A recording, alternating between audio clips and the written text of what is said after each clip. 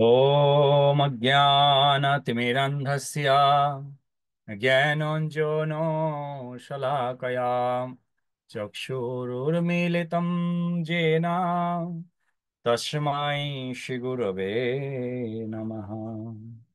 श्रीचैतन्य मनोभीष्टं स्थापितं येन भूतले स्वयं रूप कदा मह्यं ददाति पदन्तिकम्।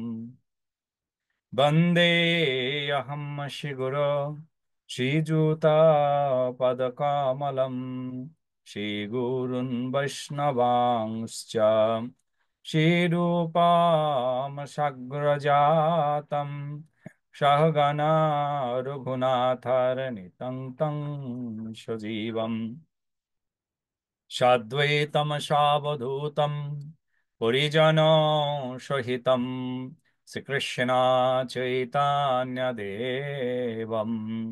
श्रीराधा कृष्णपादं सहगणा ललिता श्रीविशाखान्वितांश्च नमोऽयं विष्णुपादाय कृष्णपृष्ठाय भूतले श्रीमते भक्तिवेदांता स्वामिनिति नामिने।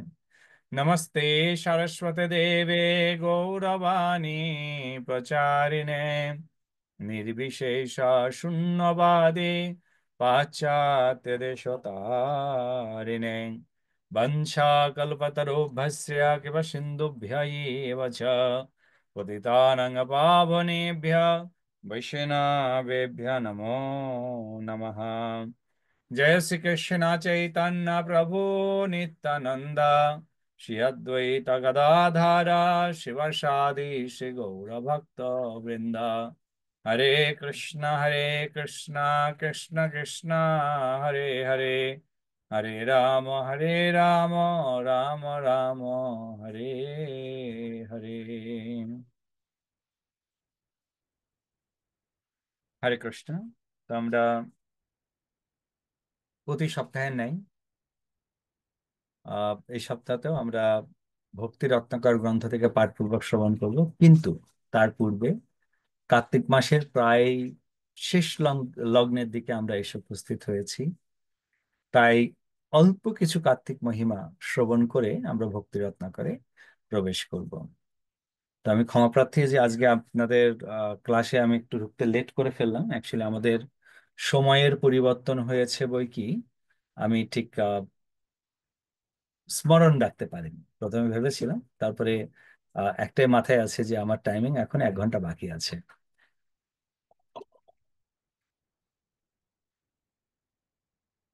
তো ধন্যবাদ আমাদের শ্যামাকান্তা মাতাকে যে আমাকে কল না করলে পরে হয়তো আমি 10:30টার জন্য অপেক্ষা করতাম, মানে আমার 10:30টা।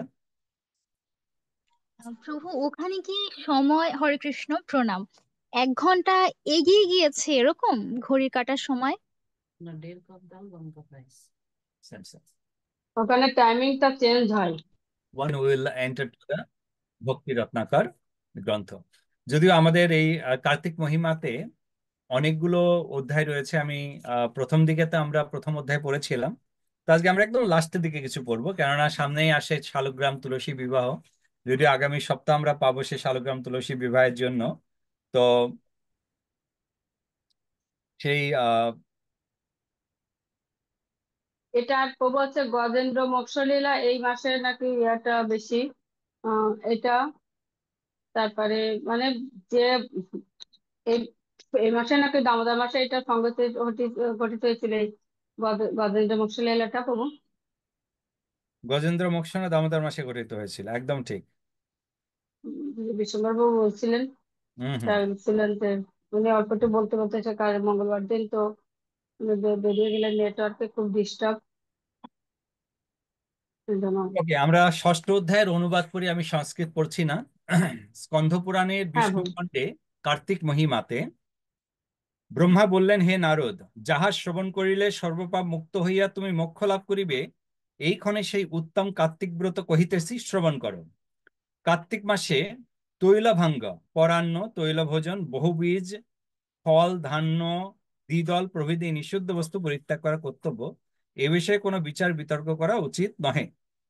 অলাবু, গ্রিঞ্জার, বার্তাকু, বৃহতি ফল, প্রসূতাচান্ন, দগ্ধান্ন, মসূর, দ্বিভজন, মধুপরান্ন, कंस भोजन, नखोराक्ष्या, गंध द्रव्य, मसूरी विशेषः, छत्राक कांजी दुर्गंध, गणांग गणिकार, ग्राम्य बीज, अन्न शूद्रान्न, शूद्र संप्रकृतान्न, शुतकान्य, श्रद्धान्य, ऋतु स्नातर अन्न, जातकर अन्न, नामकन्या, শেষমাতক ফল, কার্তিক ব্রতী এই সকল বর্জন করিবে।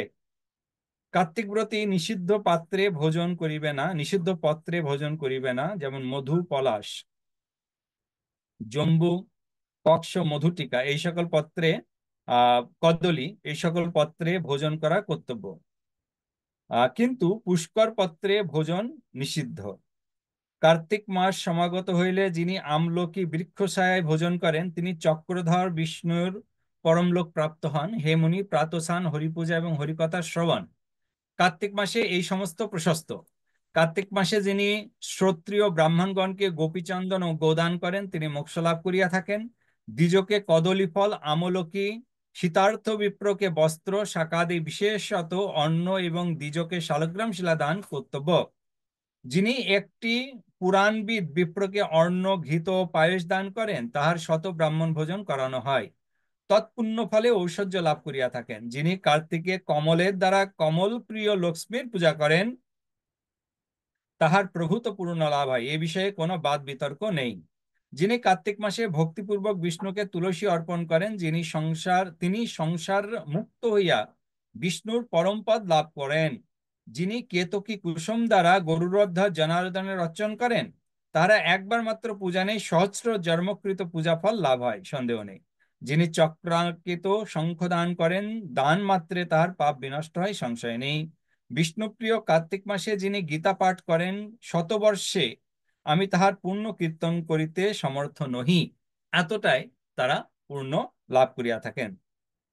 যিনি সাম্যক প্রকারে শ্রীমদ্ ভাগবত পাঠ শ্রবণ করেন তিনি নিখিল কলুষ বিমুক্ত হইয়া নির্বাণ মুক্তি প্রাপ্ত হন।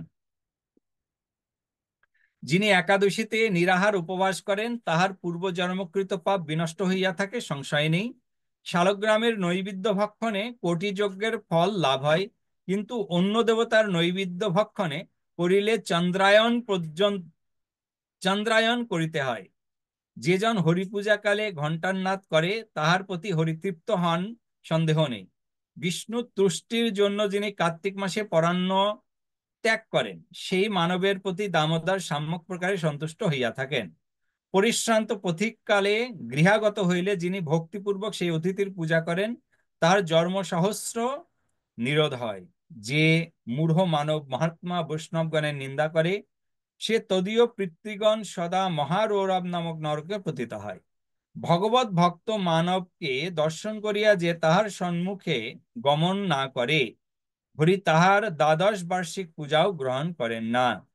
ভগবানের নিন্দা শ্রবণ করিয়া যে মানব তাহাতে আগ্রহ প্রকাশ করে বা নিন্দাকারীর সমীপ হইতে দূরে না যায় সে কদাচি হরির প্রিয় হয় না। যিনি কার্তিক মাসে হরিকে প্রদক্ষিণ করেন তিনি প্রতিপদে অশ্বমেধ যজ্ঞের ফল লাভ করেন, সংশয় নেই। যিনি কার্তিক মাসে কেশবের সম্মুখে দণ্ডবত প্রণাম করেন তিনি বহু রাষ্ট্রীয় অশ্বমেধ যজ্ঞের ফল লাভ করেন। হে দ্বিজস্বাদুল, যিনি ভক্তিভরে কার্তিকে কুটুম্বগণকে ভোজন করান তাহার ফল অনন্ত। কার্তিক মাসে যে নর পর নারী সঙ্গম করে তাহার পাপের সীমা আমি কহিতে অসমর্থ। যাহার ললাটে তুলসী মৃত্তিকার তিলক দৃষ্ট হয় যম তাহাকে দেখিতে সমর্থ নহে, তদীয় ভয়ঙ্কর দূতগণের কথা আর কি বলিব। শাক কিংবা লবণ যাহা কিছুই থাকুক সাঙ্গধ্বম বা হরির প্রতি জন্য কার্তিক মাসে তাহা দান করিবে। হে নারদ, যে সকল কথিত হইল এইসব অন্যান্য অনেক বিষ্ণুপ্রিয় কার্তিক মাস অনুষ্ঠেয় ধর্ম আছে, অতএব যথাশক্তি বিষ্ণু তুষ্টির ধর্ম আচরণ করিবে, যথাশক্তি হরি তুষ্টির জন্য শশা ইষ্ট বস্তু ত্যাগ করিবে এবং ব্রত পূরণের জন্য কার্তিক মাসের অবসানে দ্বিজশ্রেষ্ঠকে উহা দান করিবে। একদিকে যেমন যাবতীয় ব্রত অন্যদিকে তেমনি একমাত্র সত্যব্রত। অতএব সর্বপ্রযত্নে সত্য সত্য কথা কহিবে, অন্যান্য ধর্মে কুল ও জাতি অনুসারে অধিকার নেই, কিন্তু কার্তিক ব্রতে জাতিকুলগত কোনো ভেদ নেই। ইহাতে সকলের সমান অধিকার। যিনি কার্তিক মাসে বিশেষ দ্রব্যের দ্বারা গোগ্রাস প্রদান করেন, চতুরারণ ব্রহ্মা তাহার পুরকাল পূর্ণ ফল কীর্তন করিতে সমর্থ নহে।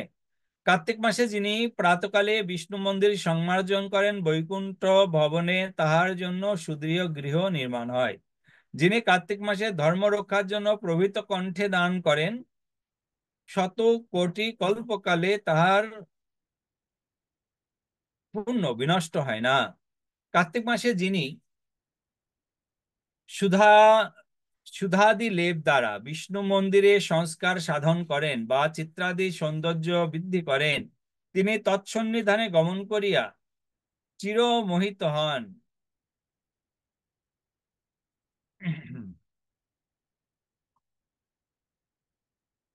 মোহিত হন। কার্তিক মাসে যে বিপ্র কাশীবাসী হইয়া শতরূপী জপ করেন, তাহার মন্ত্র সিদ্ধি হইয়া থাকে।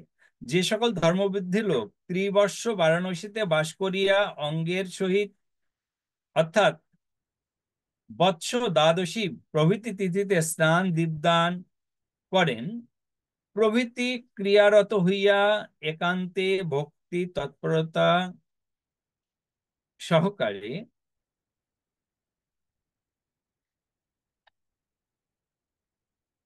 কার্তিক ব্রত সমাধান করেন, নিঃসন্দেহে ইহাকারে ইহলোকে তাহাদের ফল প্রত্যক্ষ হয়। তাহার সন্তান সম্পত্তি এবং ব্রতযুক্ত হইয়া থাকে। কার্তিক ব্রতগণ পলাণ্ডু, শৃঙ্গ অথবা জীবক নামক বৃক্ষ বিশেষে মাংস, সজ্জা, বদরী ফল, রাজিক, উন্মাদ দ্রব্য, চিরাপিঠা এই সকল পরিত্যাগ করেন।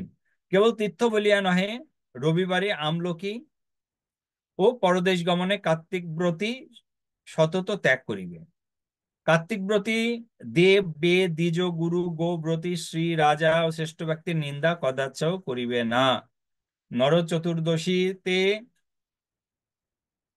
তৈল ভঙ্গ করিবে, কিন্তু কার্তিক মাসের অন্যান্য দিনে তৈল স্নান পরিত্যাগ করা কর্তব্য। নালিকা নালিকা, মূলক, কুষ্মাণ্ড ও কপিত্থ পরিত্যাজ্য। রজস্বলা, অন্তর্য, ম্লেচ্ছ, পতিত, ব্রতহীন, দ্বিজদ্বেবী ও বেদবাহ্যবতী ব্যক্তি ইহাদের সহিত সম্ভাষণ করেন না। এই সকল ব্যক্তি কর্তৃক দৃষ্ট, কাকুদৃষ্ট এবং শ্রুতিকার দুইবার কর্তৃক দৃষ্ট ও কাকদৃষ্ট এবং শ্রুতিকার বৈষ্ণব ব্রতী এই সকল ভোজন করিবে না। পুষ্পাণ্ড, বৃহতি, তরুণী, মূলক, শ্রীফল, কলিঙ্গ, আমলকি, নারিকেল, অলাবু, পটল, বৃতিফল, মাসুরিক শাক, কচবলি এবং তুলসী প্রতিপন্ন হইয়াছে, যথাক্রমে এই সকল শাক পরিবর্জন করিবে। মাঘ মাসের ব্রতেও কার্তিক ব্রতের এইরূপ নিয়ম সকল পালন করিতে হয়। কার্তিকে যথার্থ সম্পূর্ণ হলে ব্রতের যে কি অনন্ত ফল, চতুরানন ব্রহ্মাও তাহা বলিতে সমর্থ নহে। তো এটি ছিল হচ্ছে 6 অধ্যায়, চ্যাপ্টার 6, আর 6ষ্ঠ অধ্যায়ের কার্তিক মাসের মহিমা, স্কন্ধ পুরাণের বিষ্ণু খণ্ডে।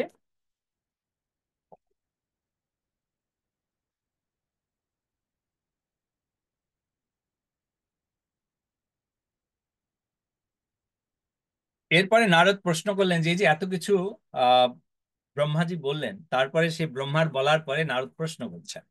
নারদের প্রশ্ন জিজ্ঞাসা করার আগে আমরা শ্রবণের কিছু প্রশ্ন আছে বলে মনে হচ্ছে, আমরা শ্রবণের প্রশ্নটি একটু শুনে নিই। শ্রবণ। হরে কৃষ্ণ প্রভু প্রণাম। আমার কোশ্চেন হচ্ছে নির্বাণ মুক্তি কি, আর একটা হচ্ছে কেতকী পুষ্প কি এখন পাওয়া যায়, মানে ওটাকে কি আমরা অন্য কোনো নামে জানি? বাস এ দুটোই।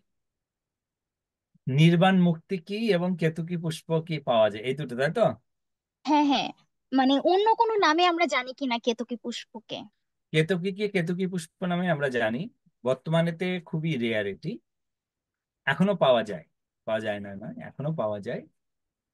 আর নির্বাণ মুক্তি, নির্বাণ মুক্তি সম্বন্ধে আমি চাই আমাদের পার্টিসিপেন্টের মধ্যে কেউ উত্তর দিক। আমাদের এখানে কে কে আছে ধারণা পায়? বুদ্ধদেব যে পথটা দেখিয়ে গেছেন, নির্বাণ পথ, ওরকম হ্যাঁ কি? হ্যাঁ হ্যাঁ। ব্রহ্মে লীন হয়ে যাও ওটা? তাহলে তো আমি উত্তরটা দিয়ে দিলাম না। আমি চাইছি যে গ্রুপে এখানে কেউ আছে তাদের মুখ থেকে আমরা শুনবো। শ্যামাকান্তা মাতা, আপনি বলুন নির্বাণ মুক্তি মানে কি?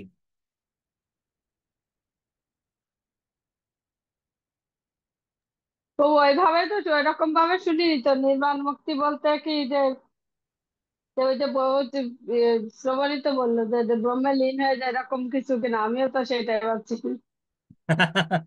প্রভুপাদের হচ্ছে ওই ভক্তি সিদ্ধান্ত সরস্বতী ঠাকুর প্রভুপাদের উদ্দেশ্যে শিলা প্রভুপাদ তার ব্যাস পূজাতে যে শ্রদ্ধাঞ্জলি নিবেদন করেছিলেন তার মধ্যে বলেছেন, নির্বিশেষ নির্বাণবাদী তাজিল ভারত ভূমি, এই শুভ ও দিনের আচ্ছা। আরাধনা করে জাগরে জগৎবাসী। তো শিল প্রভুপাদ তার গুরুদেবের ভক্তি সিদ্ধান্ত সরস্বতী ঠাকুর প্রভুপাদের আহ ব্যাস পূজাতে তিনি এই অফারিং লিখেছিলেন, তার শ্রদ্ধার্ঘ্যে লিখেছিলেন যে ভক্তি সিদ্ধান্ত সরস্বতী ঠাকুরের যে প্রচার, সেই প্রচারে যারা হচ্ছে নির্বিশেষবাদী, নির্বিশেষবাদী মানে নির্বিশেষবাদীরা নির্বাণ গতি লাভ করে থাকেন। নির্বিশেষ নির্বাণবাদী ত্যাজিল ভারত ভূমি, যে তারা ভারতবর্ষে ত্যাগ করে চলে গেছিল তোমার প্রপঞ্চ এনা তোমার পাওয়ারে। তো নির্বাণ মানে হচ্ছে আলটিমেটলি নির্বাণ লাভ করা মানে মোক্ষ লাভ করা, মোক্ষ লাভ করা মানে ব্রহ্মে লীন হয়ে যাওয়া। তো সেটিকে নির্বাণ মুক্তি বলা হয়। তো নির্বাণও হচ্ছে কি মুক্তি। নির্বাণ মুক্তি আমরা জানি সারূপ্য, সাযুজ্য, সামীপ্য, সালোক্য, চার প্রকারের মুক্তি আছে। তো হ্যাঁ প্রভু। তো এই যে চার প্রকারের মুক্তি, সাযুজ্য মুক্তি ও, 5 প্রকারের না? কি কি? 60টা বললেন তো। ওই যে আপনি সাযুজ্য, যে কটা বললেন, সামীপ্য, সাজুজ্য, সামীপ্য, সালোক্য, সামীপ্য আর 60টি বলে। শাস্তি, রাইট।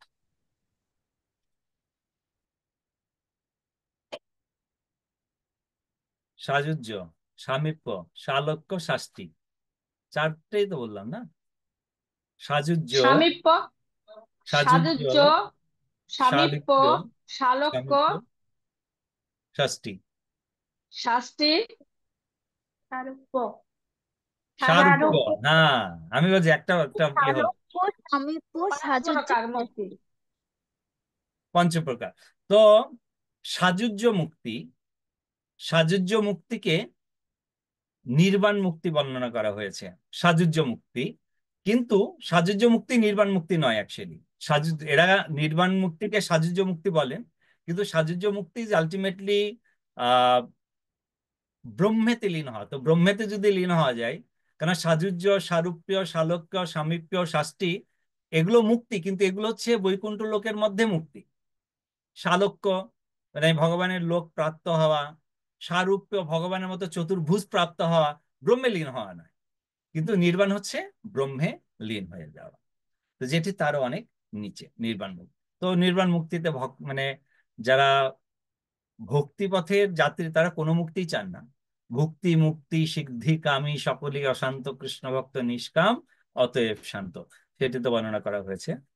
তো এই হচ্ছে তোমার নির্বাণ মুক্তি।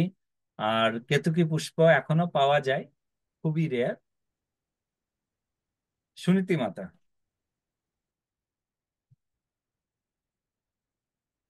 হরে কৃষ্ণ প্রভু, দণ্ডবোধ প্রণাম। প্রণাম মাতা। প্রভু, আপনি ওই পাঠের মধ্যে এক জায়গায় বলেছেন যে পরান্ন গ্রহণ করা যাবে না। পরান্ন বলতে কি বোঝা যায়? আমি ভাবছিলাম যে এরকম অনেকগুলো প্রশ্ন আসবে, কারণ একদম বিগিনিং এতে যতগুলো বর্ণনা করা হয়েছে প্রত্যেকটারই একটা প্রশ্ন আসার কথা সেখানে। তাই আমি ভাবছিলাম যে এগুলো না পড়ে এগুলো কেটে দিয়ে আমি অন্যদিকে যাই, নইলে পরে প্রশ্ন উত্তর করতে টাইম চলে যাবে।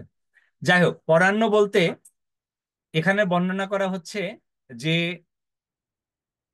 অপরের রন্ধিত কোনো দ্রব্য গ্রহণ করা।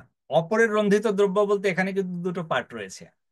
একটি হচ্ছে যে প্রসাদ গ্রহণ করা অন্যের গৃহে, ভগবত ভক্তের গৃহে, সেটি পরান্ন নয়।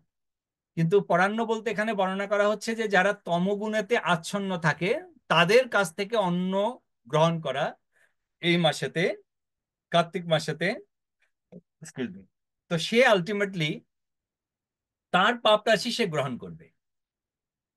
তার জন্য পরান্ন গ্রহণ করা নিষিদ্ধ। অর্থাৎ আপনি বলতে পারেন যে কর্মকাণ্ডেতে ব্যস্ত যে সমস্ত ব্যক্তিগণ তাদের হাতে এই মাসে অন্ন গ্রহণ করা নিষিদ্ধ।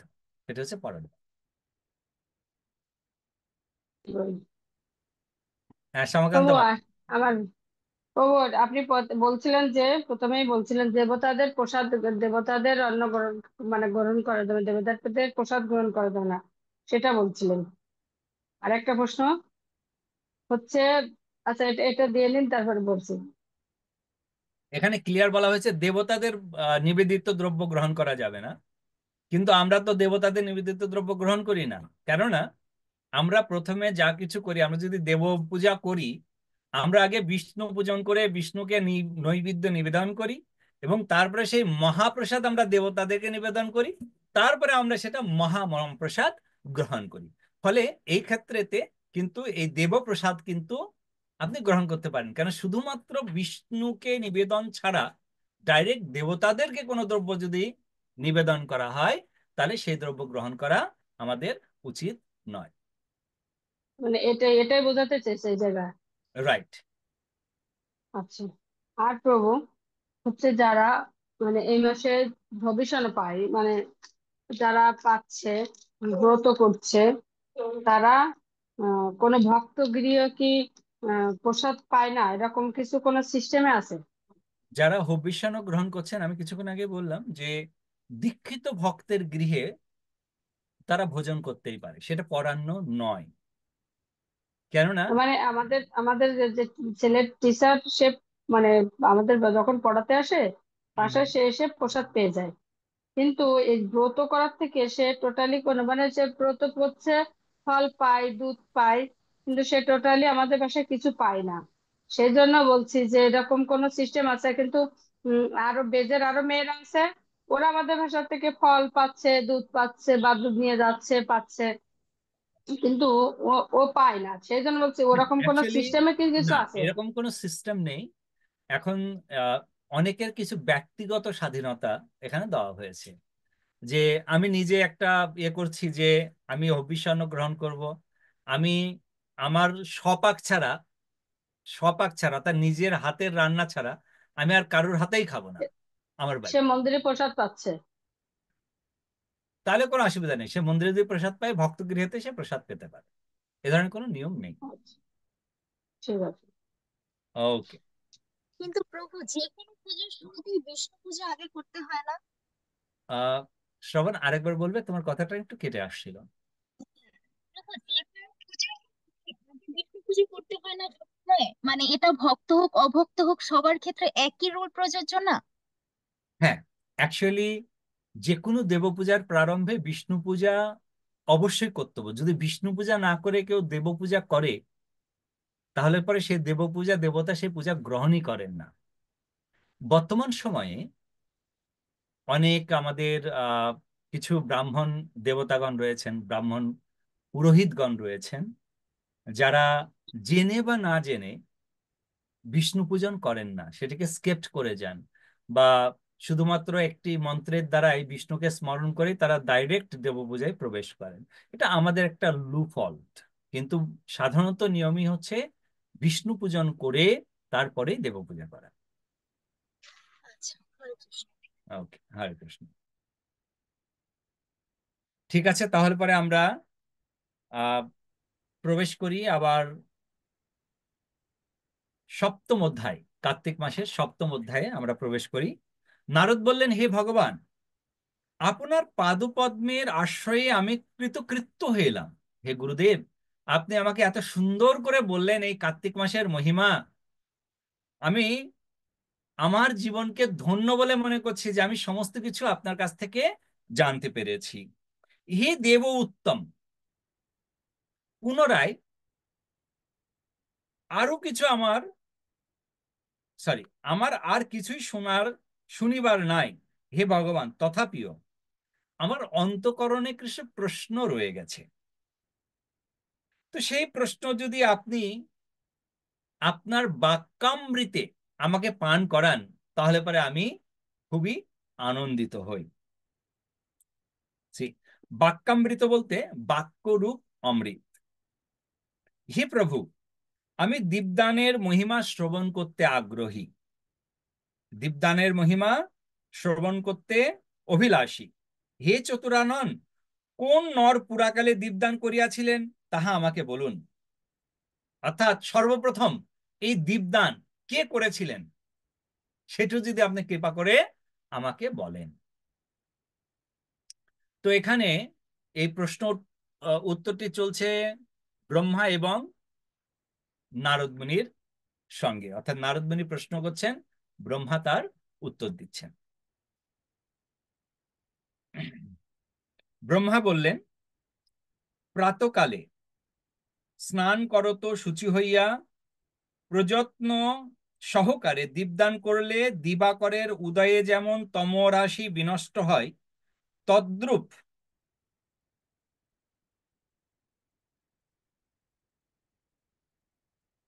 পাপ নিরহ দূরীভূত হইয়া থাকে। এটার একটু সংস্কৃতটা পড়া উচিত।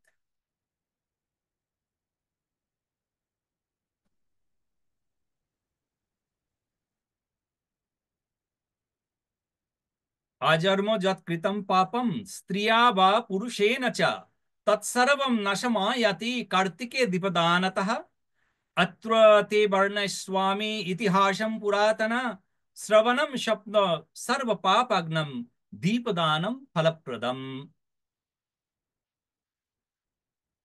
স্ত্রী হোক বা পুরুষই হোক, কার্তিক মাসে দীপদান করলে আজন্মকৃত সমস্ত পাপ বিনষ্ট হইয়া থাকে। অত্রতে বর্ণয়িষ্যামি ইতিহাসं পুরাতনম শ্রবয়ানম সর্বপাপাগ্নম দীপদানম ফলপ্রদম। पुरा द्रविड़ देशे तु ब्रह्मणा बुद्धिनामक तस्वाभर्यभव दुष्टा अनचारत मुने तस्य सर्गदोषेण शिनतो तिप्त्यव्यान् पत्तो घृतमास्पत्ने अनाचारे विशेषतः रताभुन्यत तस्मान् लज्जा लोकपवत्वः शूता बन्धुविहीनः स्वादाभिक्ष्वन्न भोजन न संस्कारम् अन्यं भुक्तः प्रज्वलित्वानि पापतकरं नित्यं तीर्थयात्रा विवर्जितः कथयं श्रवणं चैव न श्रुत्या ततया द्विज एकदा ब्रह्मण कच्चित् যাত্রাপরায়ণः। অনুবাদ। হে মুনি, পূর্বকালে দ্রাবিড় দেশে বুদ্ধ নামক জনৈক ব্রাহ্মণ বাস করতেন। তার পত্নী অনাচারতা ও দুষ্ট স্বভাবা ছিলেন। অর্থাৎ এই ব্রাহ্মণ, বুদ্ধ নামক ব্রাহ্মণ খুবই ধার্মিক ছিলেন এবং তার পত্নী ছিলেন অপোজিট, অনাচারে রতা এবং দুষ্টা স্বভাবা। ব্রাহ্মণ বুদ্ধ সেই পত্নীর সৎসর্গ দোষে ক্ষীণায়ু হইয়া মৃত্যু মুখে পতিত হন। পতির মৃত্যুর পরও তদীয় পত্নী আরো বিশেষভাবে দুশ্চরিতা হইল, পরন্তু লজ্জা বা লোকপাদ ভয় তাহার একেবারে রহিল না। সুহিত শূন্য বুদ্ধ পত্নী ভিক্ষান্ন ভোজন দিন যাপন করিতে লাগিলেন। কখনো অত্যন্ত সুসংস্কৃত অন্ন তাহার আহার করা হইত না, কেবল পর্যতান্যা ভোজন করিত এবং নিত্য পরপাকে রত থাকিয়া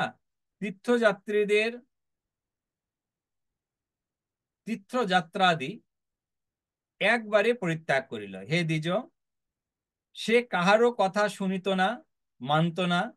একদা তীর্থযাত্রা পরায়ণ বিদ্বান কুৎস নামক জনৈক দ্বিজ তাহার গৃহে সমাগত হন। ব্রহ্মর্ষি সপ্তম কুৎস অনাচাররতা সেই নারীকে সন্দর্শন পূর্বক কোপরক্ত নেত্রে বলিতে লাগিলেন। কুৎস বলিলেন, হে মূঢ়ে, আমি সম্প্রতি যাহা বলিতেছি সাবধানে শ্রবণ করো। কি হেতু দুঃখের হেতু এই কুশোণিত পূর্ণ পঞ্চভূতাত্মক দেহ পোষণ করিতেছ? হে দূতিকে, জল বুদ্বুদের ন্যায় এই দেহ নিশ্চিত অচিরে বিনষ্ট হইবে। তুমি এই অনিত্য দেহকে আশ্রয় করিয়া মনে মনে নিত্য বলিয়া বুঝিতেছ, বস্তুত ইহা নিত্য নহে। অতএব হে মূঢ়ে,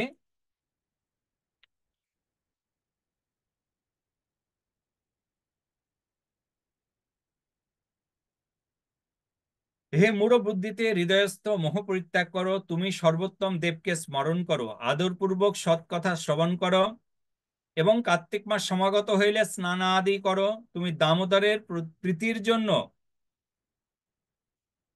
লক্ষ্যবর্তিকা যুক্ত দ্বীপ এবং লক্ষ্য পদ্মাদি দান করো। ভক্তিপূর্বক দেবতার প্রদক্ষিণ ও নমস্কার করো। কার্তিক ব্রতাদির ধারণ ও পারণ সর্বপাপ প্রশমন সর্বদ্রব নাশনাহা। অতএব এই ব্রত বিধবা সধবা উভয়েরই কর্তব্য। কার্তিক মাসে উত্তম দীপ দান করো। কার্তিক মাসে দ্বীপে হরির প্রিয়কর সংশয় নেই। মহাপাতকীরও দীপদানে সকল পাপ হইতে মুক্ত হয়। পূর্বকালে সতত বেশ্যারত অধর্ম বিষয়ে আসক্ত হরিকর নামক এক জনৈক দ্বিজবর ছিলেন। বংশচ্ছেদের কুঠাররূপী দ্বিজ হরিকর একদা অত্যন্ত দূতাসক্ত হইয়া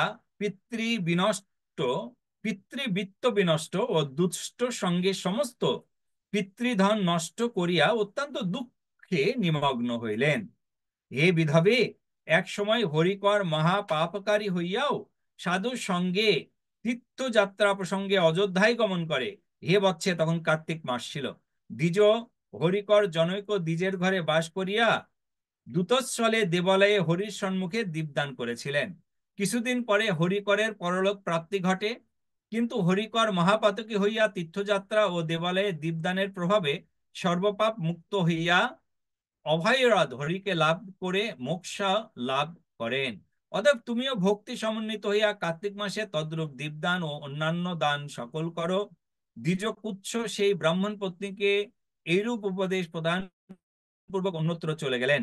দ্বিজ পত্নীও কুৎসের একংবিদ বাক্য শ্রবণ করিয়া পরিতৃপ্ত হইল এবং আমি কার্তিক মাসে ব্রত করিব এইরূপে মনে মনে নিশ্চয় করিয়া কার্তিক মাসে সূর্যোদয়ে স্নান ও দীপদান করে 1 মাস ব্রত করিলেন।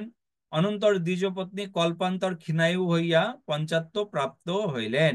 মহাপাতক আচরণ করিয়াও দীপদানের মহিমায় স্বর্গে গমন করিলেন এবং কালে তার মোক্ষ প্রাপ্তি হইল। অতএব কার্তিক মাসে দীপদানে মহাপুণ্যপ্রদ হে নারদ, এই দীপদানের ফল কে বলিতে পারে? কার্তিক মাসে একনিষ্ঠ হইয়া যে দীপদান ও দীপদানের ইতিহাস শ্রবণ করে তার মোক্ষ লাভ ঘটে। দীপদানের মহিমা বলিতে কে সক্ষম হে নারদ? এইখানে পরদ্বীপের প্রবাদকারের মাহাত্ম্য শ্রবণ করো।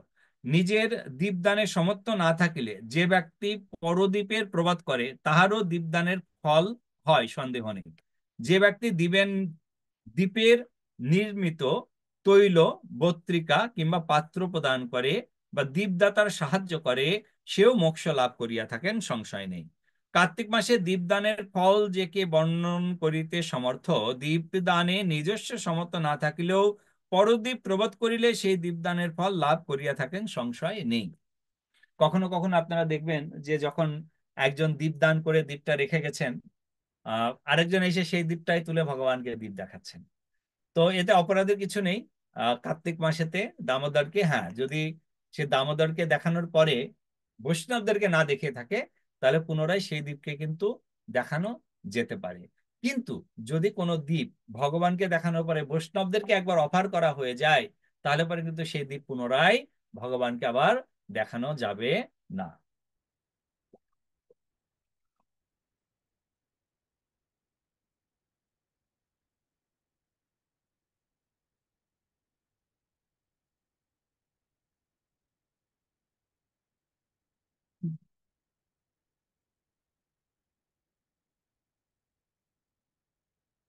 দেখো, ইন্দুমতী নামনা জনৈক বেশ্যা একদা ইন্দুমতী ধনী পুরুষ প্রাপ্ত হইল না, অনন্তর ক্ষীণ মনে ফিরিয়া আসিয়া দেবগৃহে দীপদান করিয়া নিদ্রিত হইলেন।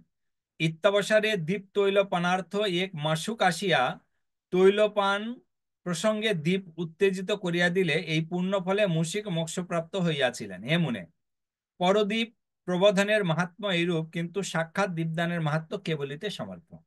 তো এখানে এই যে ইঁদুরের মহিমা বর্ণনা করা হয়েছে, যে এক সময় এক মহিলা, তিনি অনেক দুঃখে, মনের দুঃখে তিনি এসে বিষ্ণু মন্দিরে প্রদীপ জ্বালিয়ে সেখানে ঘুমিয়ে পড়েছেন।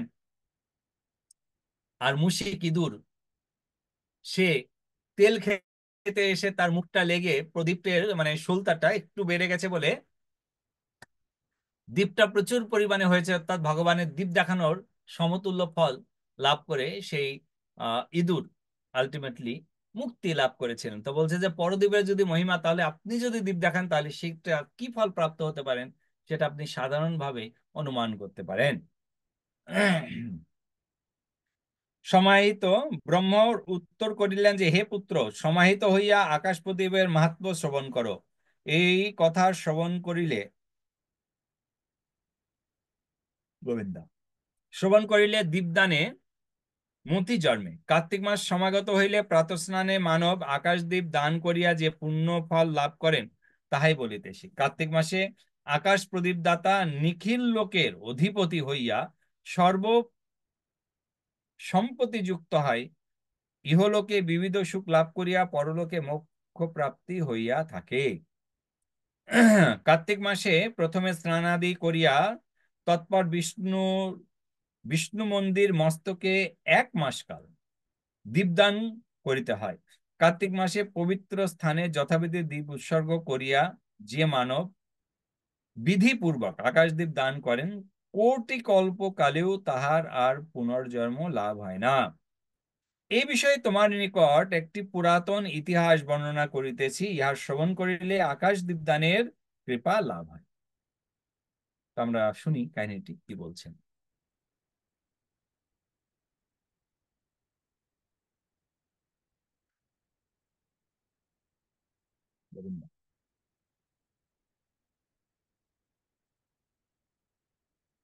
পুরাকালে নিখিল লোককণ্টক নিষ্ঠুর নামক জনৈক বেদ বাস করিতেন। দ্বিতীয় কৃতান্তর মূর্তি নিষ্ঠুর যমুনা তীরে বাস করিতেন। ধনুর্ধর নিষ্ঠুর বনে বিচরণ করিয়া মৃগগণকে নিহত করিতেন, তদ্দ্বারা জীবিকা নির্বাহ এবং পথে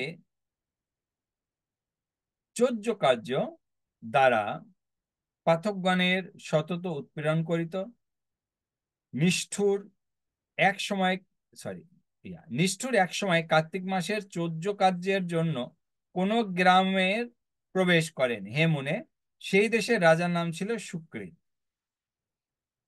সুধী নিপ সুকৃতি চন্দ্র শর্মা জনৈক দ্বিজের উপদেশে কার্তিক মাসে হরি মন্দিরের মস্তকে আকাশে প্রদীপ দান করিয়া ভক্তি সহকারে রজনীতে হরিকথা শ্রবণ করিয়া ইত্যাবসারে নিষ্ঠুর চোদ্য কার্যের জন্য তথায় উপস্থিত হন এবং ক্ষণকালে দণ্ডমান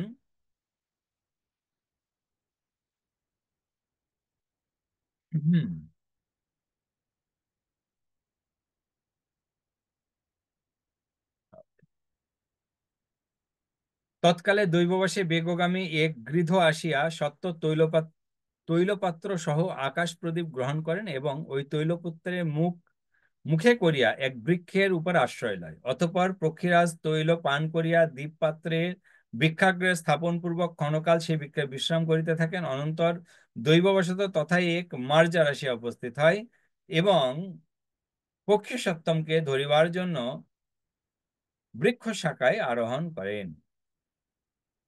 অনন্তর মার্জার পক্ষীর সম্মুখে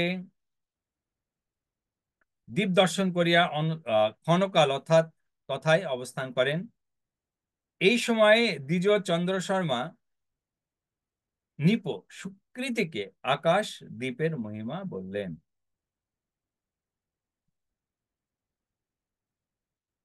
তো আমরা এখানে দেখতে পাচ্ছি যে কার্তিক মাসেতে শুধুমাত্র মন্দিরেতে দীপদান নয়, আকাশ প্রদীপ, মানে আকাশ প্রদীপ আপনারা কেউ দান করছেন? আকাশ দীপ দান?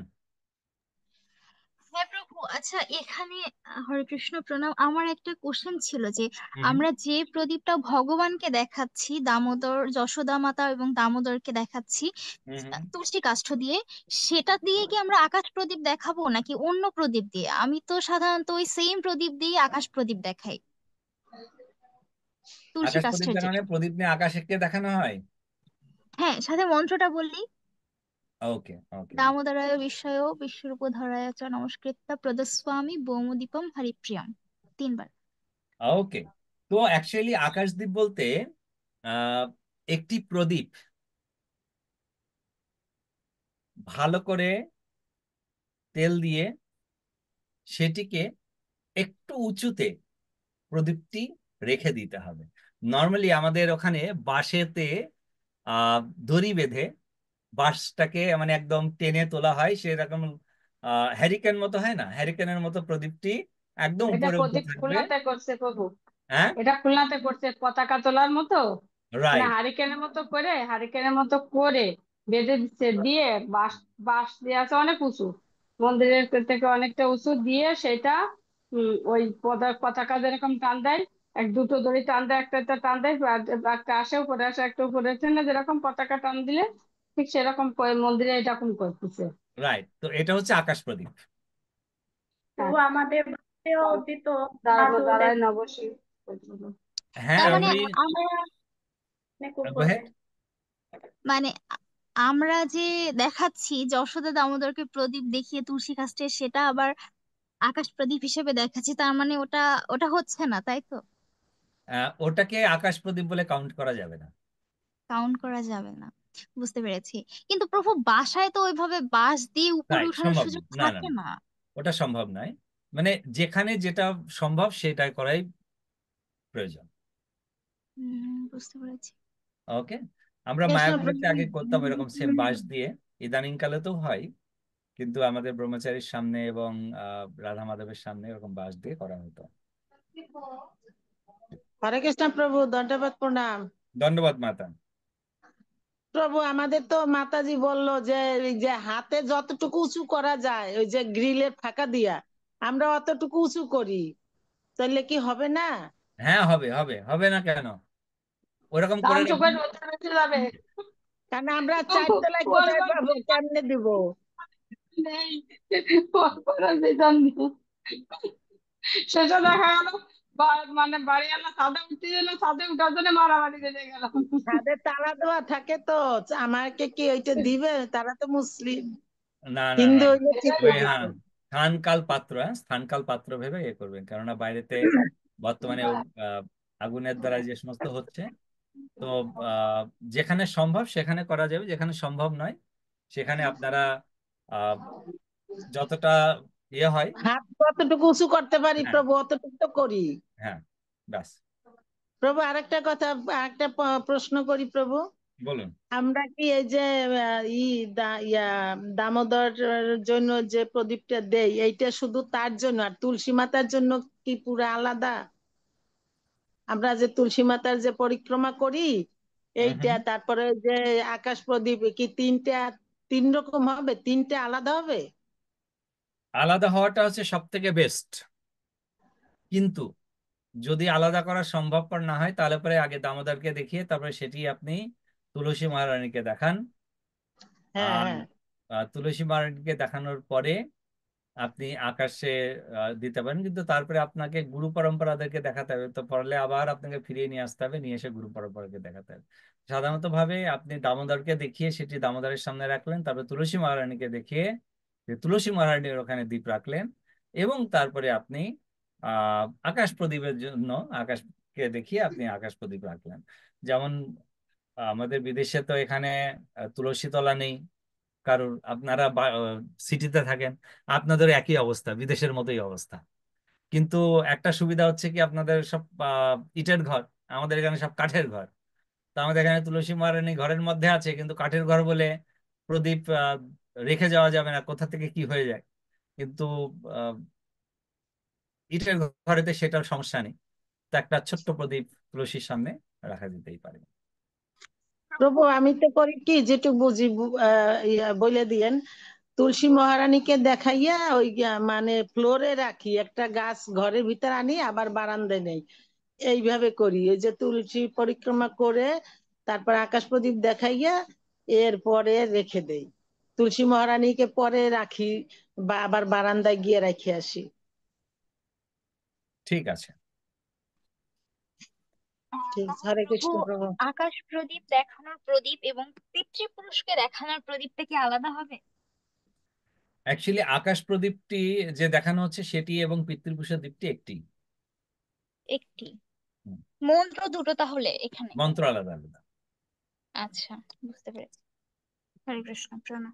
ওকে, হরে কৃষ্ণ। তাহলে প্রভু ওই যে দামোদর ঠাকুরকে দেখাইয়া তুলসী মহারানীকে দেখান যাবে, আর তারপরে আকাশ প্রদীপকে দেখান যাবে না? হ্যাঁ, এক একদিন এক একটা? এক একদিনে আপনি এক একদিন এক একটা কেন? দামোদরকে তো প্রতিদিন দেখাতে হবে।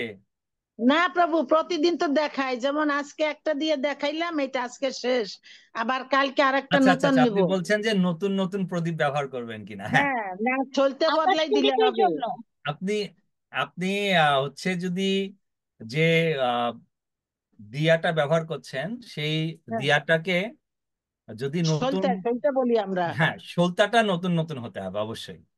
হ্যাঁ প্রভু, সলতে তো কতগুলি বানাই রাখছি, তিলের তেল কর্পূর দিয়ে মিলাইয়া, আবার কিছু রাখছি আপনার ঘি দিয়া, মানে এক একদিন যেটা তাড়াতাড়ি হাতের কাছে থাকে, দুইটাই ওকে থাকে, তারপরও যেটা থাকে। ওকে, দ্যাটস ফাইন। তিলের তেল প্রভু। দেবেন কেন? এখন রীতা মাতার কি কমে গেল না? 250 ঘিতেই তো 1 মাস চলে যায়, 1 মাস তো 250 ঘিও লাগে না। না, না না, ঘি তিল তিল আছে, তেল, নিয়ে আসছি। তিলের তেলও ব্যবহার করতে পারেন, অসুবিধা নেই।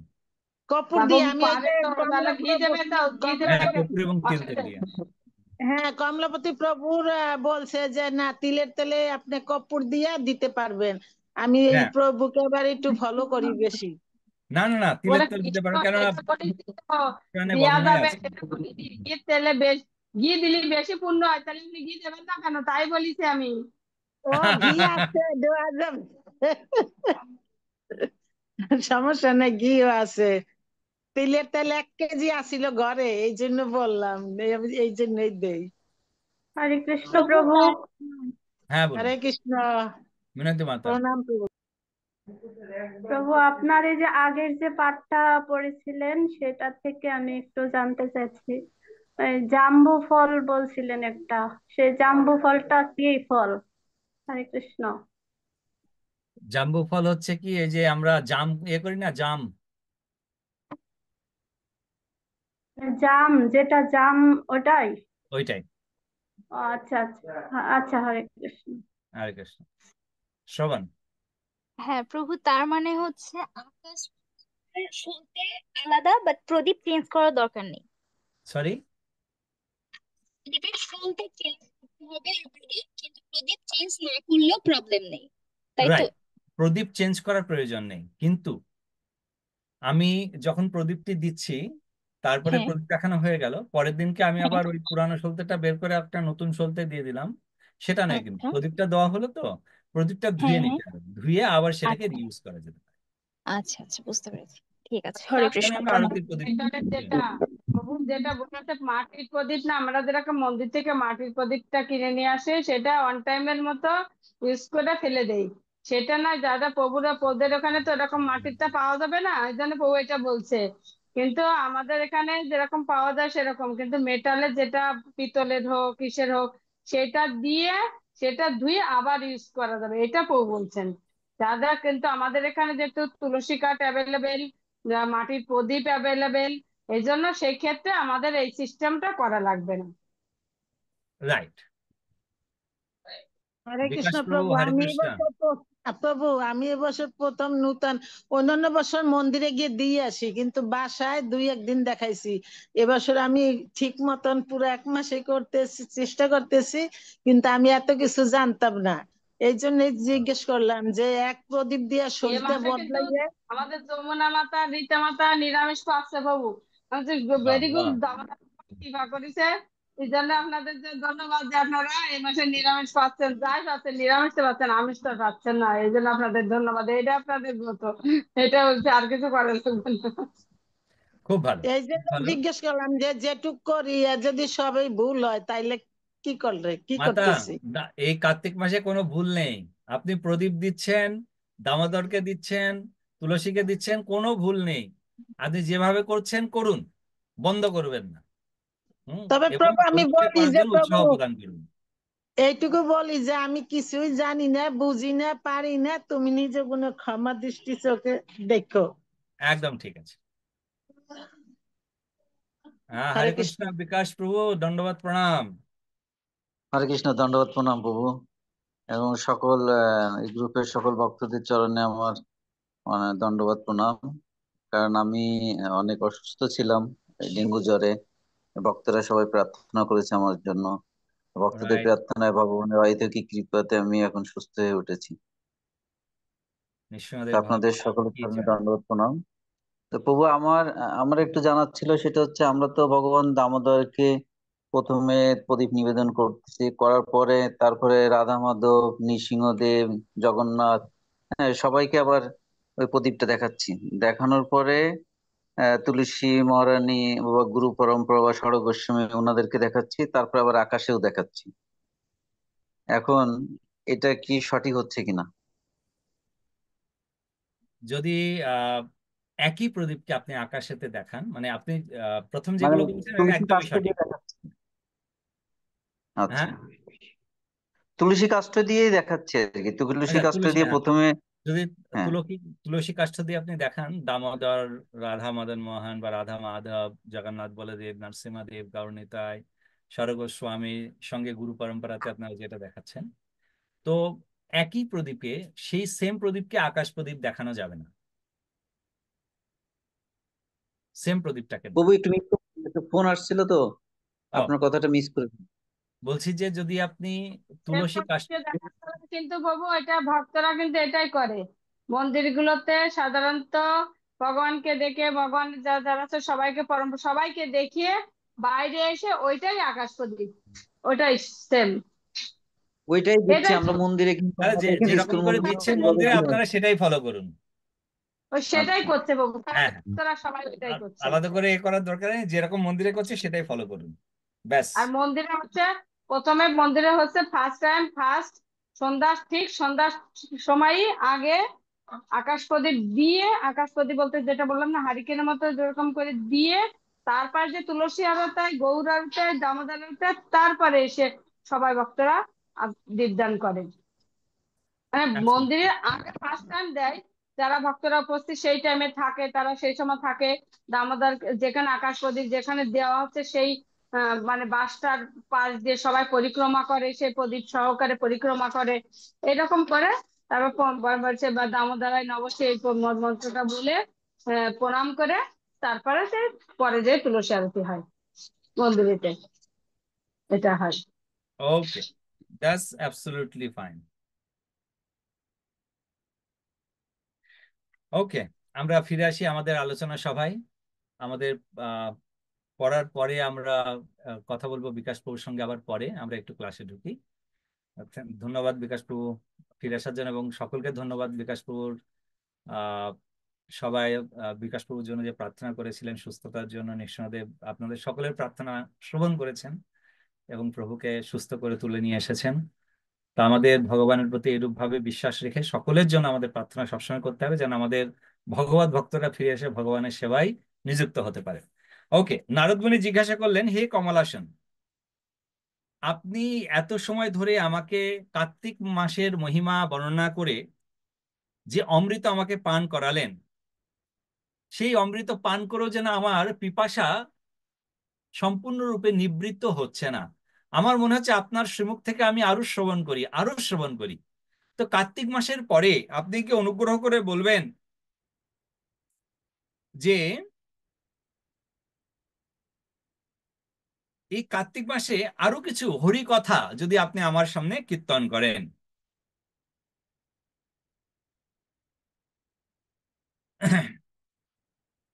ব্রহ্মা বললেন যে কার্তিক মাসে দামোদর ব্রত করে ভগবত বিষ্ণুর পাদপদ্ম লাভ করেন এই বিষয়ে সন্দেহ নেই। ঠিক সকল জাতির একমাত্র ভক্তি হচ্ছে প্রধান অবলম্বনীয়, কেননা ভক্তিহীন ক্রিয়া বিষ্ণুর প্রীতির কারণ হয় না। ভক্তি ভরে তুলসী দলার্ধ দ্বারা নিত্য সাম্যক প্রকারে পূজিত হইয়া ভগবান ঈশ্বর হরি স্বয়ং প্রত্যক্ষ দর্শন দিয়া থাকেন। পুরাকালে বিষ্ণুদাস ভক্তিপূর্বক তুলসী দল দ্বারা বিষ্ণু পূজন করিয়া সত্তর বৈকুণ্ঠে গমন করিয়াছিলেন, আর চোল নৃপতি গণত্ব প্রাপ্ত হইয়াছিলেন। হে নারদ, পাপনাশন পুণ্যবর্ধন তুলসী মাহাত্ম্য শ্রবণ কর। হরিপুলাকালে রমা সমীপে এই মাহাত্ম্য কথা কীর্তন করিয়াছিলেন।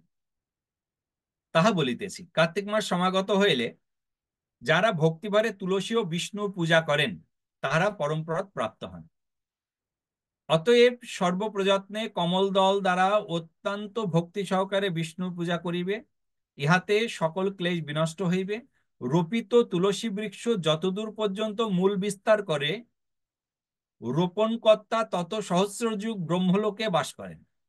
নর তুলসী পত্রযুক্ত জলে স্নান করিলে সর্বপাপ বিমুক্ত হইয়া বিষ্ণু মন্দিরে গমন করেন। হে মহামুনে, যিনি বিপুল তুলসী কানন নির্মাণ করেন, তিনি সেই কানন নির্মাণের জন্য পূর্ণ প্রভাবে ব্রহ্মলোক লাভ করেন। হে ব্রাহ্মণ, যাহার গৃহে তুলসী কানন বিদ্যমান তাহার গৃহ তীর্থ ও যমকিঙ্করগণ তথায় গমন করে না। যাহারা সর্ব পাপহর কামদ পূর্ণ তুলসী কানন রোপণ করেন, সেই সকল শ্রেষ্ঠ মানব যমমুখ দর্শন করেন না। যিনি গন্ধযুক্ত তুলসী কাষ্ঠ ধারণ করেন, পাপচরণ করিলেও সে পাপ তাহার শরীর স্পর্শ করিতে পারে না। হে দ্বিজ, যে স্থানে তুলসী কাননের ছায়া বিদ্যমান পিতৃগণের তৃপ্তির জন্য সেই স্থানে শ্রাদ্ধ করিবে। যাহার মুখ মস্তক ও কণ্ঠে তুলসী দল দৃষ্ট হয়, তাহাকে তাহাকে অবলম্বন করিতে সমর্থ নহে। যমদূতের কথা আর কি বলিব। যিনি সতত আদর সহকারে তুলসী মহাত্মা শ্রবণ করে, তিনি নিখিল কলস বিমুক্ত হইয়া ব্রহ্মলোকে গমন করেন। হে ব্রাহ্মণ, তুলসী মহিমা সম্বন্ধে একটি পুরাতন ইতিহাস উদাহরণ স্বরূপে বর্ণনা করিতেছি। পূর্বকালে কাশ্মীর দেশে বিষ্ণু ভক্তিপরায়ণ নিখিল তথা তত্ত্ববিদ সর্বভূতাত্মযুক্ত হরিমেধা ও সুমেধা নামক ব্রহ্মাদ্বয় বাস করতেন। ব্রাহ্মণ দুইজন একদা দ্বিজবরদ্বয় তীর্থযাত্রা পরায়ণ হইয়া এক প্রান্তের পথে গমনপূর্বক পরিশ্রমে বিহ্বল হইয়া পড়েন, এবং ওই অরিন্দম দ্বিজবর প্রান্তরে এক তুলসী কানন দেখিতে পান। অনন্তর দ্বিজদ্বয়ের মধ্যে সুমেধা সেই মহা তুলসী কানন সন্দর্শন করিয়া ভক্তি সহকারে প্রণাম ও প্রদক্ষিণ করেন। তদ্দর্শনে হরিমেধা পরমহর্ষ সহকারে বলিতে লাগিলেন, পুনঃ পুনঃ আমার তুলসী মাহাত্ম্য ও ফল জানিতে অভিলাষ করিতেছি। হরিমেধা জিজ্ঞাসা করিলেন, হে বিপ্র, এত শ্রেষ্ঠ দেব তীর্থ ও ব্রতা অবস্থিত ব্রাহ্মণ শ্রেষ্ঠ থাকিতে তুলসী কাননকে কেন প্রণাম করিলেন?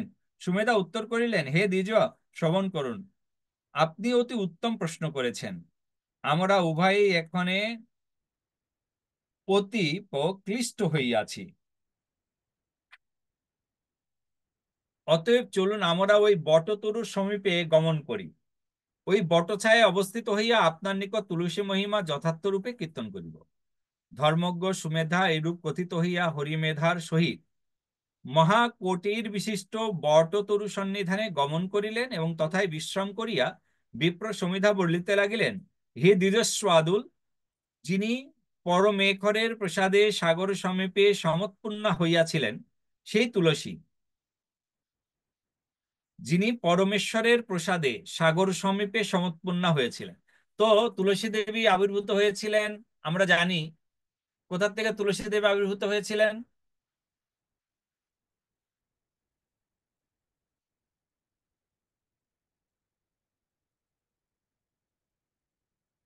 তুলসী কোথা থেকে আবির্ভূত হয়েছেন? যেখান থেকে লক্ষ্মী দেবী আবির্ভূত হয়েছিলেন। লক্ষ্মী দেবী কোথা থেকে আবির্ভূত হয়েছিলেন? সমুদ্র থেকে। সমুদ্র থেকে। কোন সময়ে? সমুদ্র সমুদ্র মন্থন মন্থনে। সমুদ্র মন্থনের সময়ে। তো সেই সমুদ্র মন্থনের সময়ে লক্ষ্মী দেবী, গো, তুলসী, এনারা কিন্তু সবাই সমুদ্র মন্থনের সময় আবির্ভূত হন। ওকে। হরে কৃষ্ণ প্রভু। সরস্বতী দেবীও তো সমুদ্র মন্থনের সময় আবির্ভূত হয়েছিলেন, তাই নাকি প্রভু? বাগদেবী সরস্বতী না, সরস্বতী সমুদ্র মন্থনের সময় আবির্ভূত হননি। ওকে। পুরাকালে দুর্বাসার কোপে পুরন্দ্র হতশ্র হইলে ব্রহ্মাদি নিখিল দেব ও দানবগণ ক্ষীরসাগর মন্থন করেছিলেন। হে দ্বিজশ্রেষ্ঠ, যখন মথিত সাগর হইতে নিখিল লোকের মঙ্গল ঐরাবত, কল্পবৃক্ষ, চন্দ্র, কমলা, উচ্চশ্রবা, অশ্ব, কৌস্তভ, বিষ্ণুরূপী ধন্বন্তরী, হরিতকী প্রভৃতি ঔষধি সকল সমৎপূর্ণ হয়, অনন্তর অজরামদায়ক পীযূষ কলস উৎসাদিত হইলে বিষ্ণু করদায় তারা তাহা গ্রহণ করিয়া পূর্বক দর্শন করিয়া মনে মনে সদ্য পরম নিবৃত্তি প্রাপ্ত হন। হে দ্বিজ, বিষ্ণু হৃষ্ট হইলে সেই অতি গভীর পীযূষ কলস মধ্যে তদীয় আনন্দশ্রু সকলে পতিত হইয়া তাহা হইতে তৎক্ষণাৎ মণ্ডলাকারে তুলসী সমৎপূর্ণা হইলেন। বোঝা গেল? তাহলে তুলসী কোথা থেকে আবির্ভূত হলেন? তখন ব্রহ্মাদি দেবসুরগণ সেই সর্বলক্ষণা সম্পূর্ণ সর্বান্তর ভূষিতা তুলসী ও কমলা দেবীকে বিষ্ণুর করে অর্পণ করেন। ভগবান হরিও তাহাকে গ্রহণ করেন। তদবধি দেবগণ কর্তৃক তুলসী বিষ্ণুবাদ পূজিত ও জগৎপতি হরির অত্যন্ত প্রিয়কারিণী হইয়াছেন। হে বিপ্র, নারায়ণ নিখিল জগতের ত্রাণকর্তা তুলসী তাহারই প্রিয়া। এই জন্য আমি তুলসীকে নমস্কার করিয়াছি। মহাত্মা সুমেধা এইরূপ বলিতে লাগিলেন, অদূরে এক দিবাকর কান্তি বিমান আসিয়া দেখা দিল এবং সেই বটতরু সহসা পতিত হইল এবং সে হে মুনে অনন্ত সেই বটতরু হইতে সূর্য সন্নিব দিব্য পুরুষ শশ তেজ দ্বারা দিক সকল ভাসিত করিয়া দ্বিজ সুমেধা ও হরিমেধার সমীপে উপনীত হইয়া তাহাদিগকে প্রণাম করিলে তদ্দর্শনে তথাই হরিমেধা ও সুমেধা ভয় বিহব্বল হইয়া বিস্ময় সহকারে দেবসন্নিত সেই পুরুষদ্বয়কে বলিতে লাগিলেন। হরিমেধা সুমেধা বলিলেন, দেবকান্তি, আপনারা দুইজন কে? আপনারা নিখিল মঙ্গলের আধার ও মনোহর মন্দার মাল্য ধারণ করিয়াছেন। আপনাদিগকে দেখিয়া মনে হইতেছে আপনারা উভয়ই দেবতা, আপনারা সুররূপী, অতএব আমাদেরও নমস্য পূজ্য। দ্বিজদায় এইরূপ বলিলে তরু নির্গত সে পুরুষদ্বয় বলিলেন, আপনারা আমাদের পিতা মাতা গুরু বন্ধবাদী সকলেই আপনারা, সংশয় নেই। অনন্তর পুরুষদ্বয়ের মধ্যে জ্যেষ্ঠ বলিলেন, আমার বাসস্থান দেবলোক, নাম আস্তিক। আমি বিষয়াসক্ত মনে একদা অপ্সরগণে প্রবৃত্ত হইয়া পর্বতস্থিত নন্দনবনে ক্রিয়ার্থ আগমন করিয়াছিলাম। তথায় দেব বনিতাগণ আমার উপর মুক্তা ও মল্লিকার মালা অজস্র নিক্ষেপ করিয়া আমাকে বহুবার আলিঙ্গন করিয়াছিলেন। ঋষি লোমস তথায় তপস্যা করিতেছিলেন। তিনি আমাদের এইরূপ ব্যবহার সন্দর্শন করিয়া কুপিত হন। তিনি বললেন, হে অপরাধ নারীগণের নহে, এই অপরাধ নারীগণের নহে, কেননা তাহারা সততই পরাধীন। এই আস্তিকেই দুরাচার, অতএব শাপার্হ। রোমস এইরূপ বলিয়া আমার প্রতি শাপ বাণী প্রয়োগ করিলে তুমি ব্রহ্ম রাক্ষস হইয়া বটতরুতে বিচরণ করো। অনন্তর আমি বিবিধ বিনয়ে ঋষিকে প্রসন্ন করিলে তিনি আমার প্রতি এইরূপ শাপ বিমক্ষ বাণী প্রয়োগ করেন। তুমি যখন দ্বিজমুখে তুলসী মহাত্ম ও বিষ্ণু নাম শ্রবণ করিবে তখনই তুমি শাপমুক্ত হইয়া পরমগতি লাভ করিবে।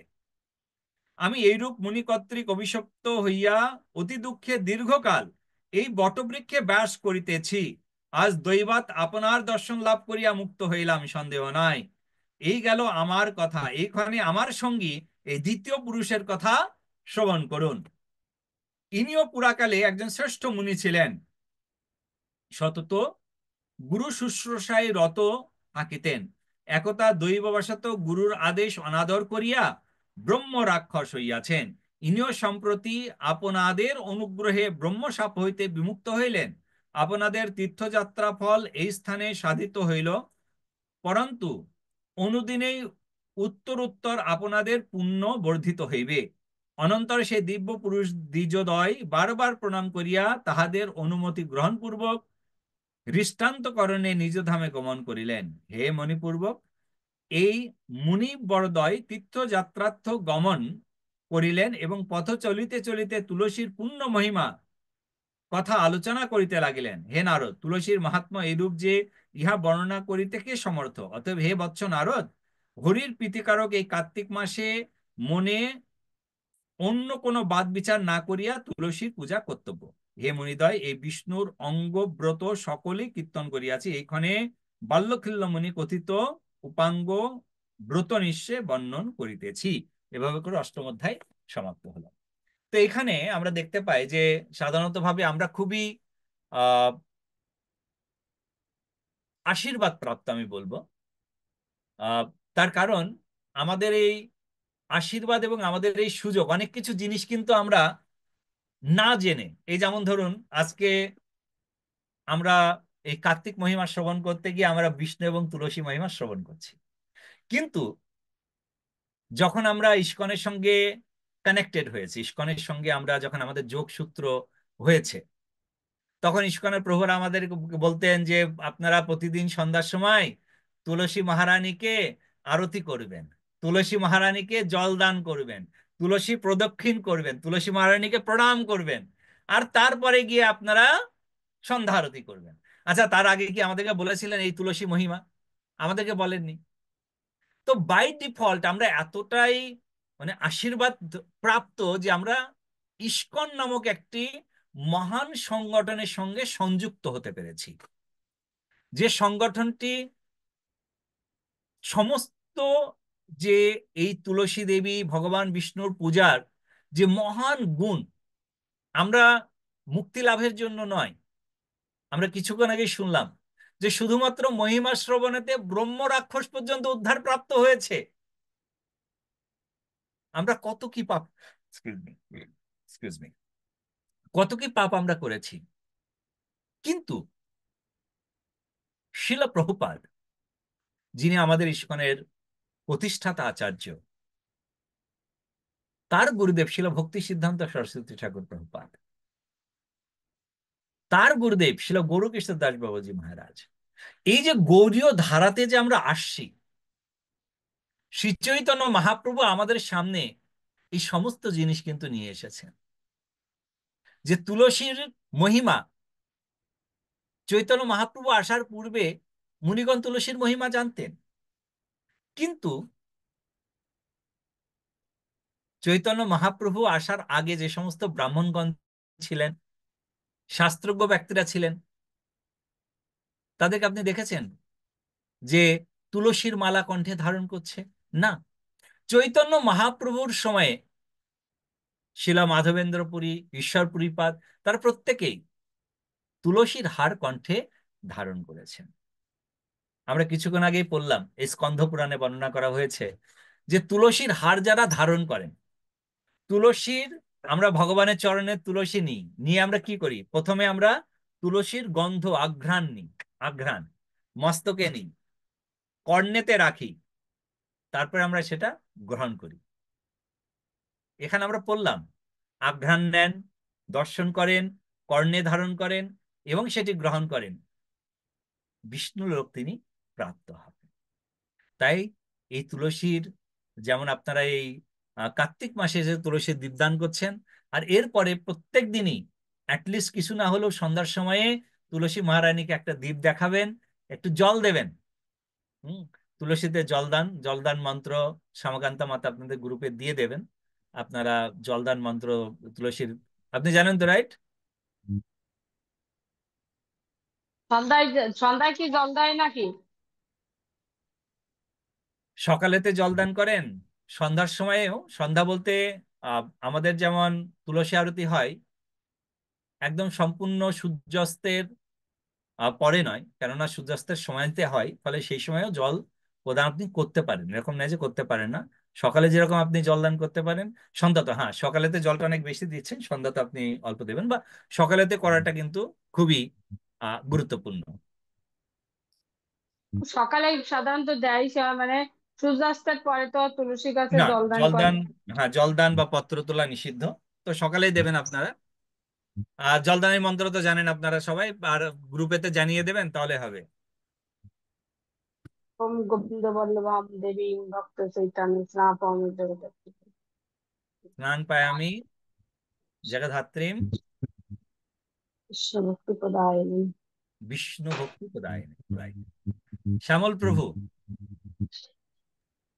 প্রভু হরে কৃষ্ণ, প্রণাম। প্রণাম প্রভু। প্রভু আমি সরি করছে ভিডিওটা অন করছি, আমি এই বাইরে থেকে এসেই just that's fine, that's fine, গেঞ্জি গায়ে নাই আর সরি। That's okay. মা ফলেষু কদাচিন কর্মণা বাধিকার আস্তে মা ফলেষু কদাচিন, যে আমাদের কর্ম করার অধিকার আছে, কিন্তু ফলের চিন্তা আমাদের অধিকার নয়। ফলে আমরা যা কিছু করছি, কার্তিক মাসে দীপদান করছি, চাতুর্মাস্য ব্রত করব, ভীষ্ম পঞ্চক আগত, আমরা ভীষ্ম পঞ্চক ব্রত করব, কিন্তু এই সমস্ত ব্রত আমরা মুক্তি লাভের আশায় করব না। আমরা এই সমস্ত ব্রত করব যেন আমাদের একটাই আশা, আমাদের একটাই আশা, একটাই চাওয়া, একটাই প্রার্থনা। সেটা কি প্রার্থনা হবে আমাদের? কি প্রার্থনা হবে আমাদের, কে বলবেন? যেন কৃষ্ণের দাস হতে পারি। যেন হরে ভগবান কৃষ্ণ। কৃষ্ণের চরণে আমরা সেবা করতে পারি, দাস হয়ে সেবা করতে পারি, প্রভু সেটাই যে আমাদের মহা একটা প্রার্থনা। ওকে। তো আমরা দামোদর মাহাত্ম্য শ্রবণের পরে আমরা বলেছিলাম যে ভক্তি রত্নাকর থেকে আমি একটু পাঠ করব। তো আমি একটু 5 মিনিট আমি ভক্তি রত্নাকর থেকে পাঠ করব। আমাদের 10 মিনিট সময় আছে, যদিও সময় নেই 10 মিনিট, বা 10 মিনিটের মধ্যে 5 মিনিট পাঠ করব, 5 মিনিট একটু প্রশ্ন উত্তর করবো। ইয়েস মাতা। 10টা 25 আপনার টাইম ওভার হয়ে গেছে আধা ঘন্টা লাগবে যে আগে। 10টা 25 বাজে বাংলাদেশে, আপনার টাইমের সাথে মেলালে হবে না তো। রাইট, ওকে, ঠিক আছে। তো আমরা ভক্তি রত্নাকরটা আজকে রাখি, আগামী সপ্তাহে ভক্তি রত্নাকর আমরা প্রারম্ভ করব। শ্রবণ, তোমার প্রশ্নটাতে আমি আসি, বলো কি প্রশ্ন তোমার?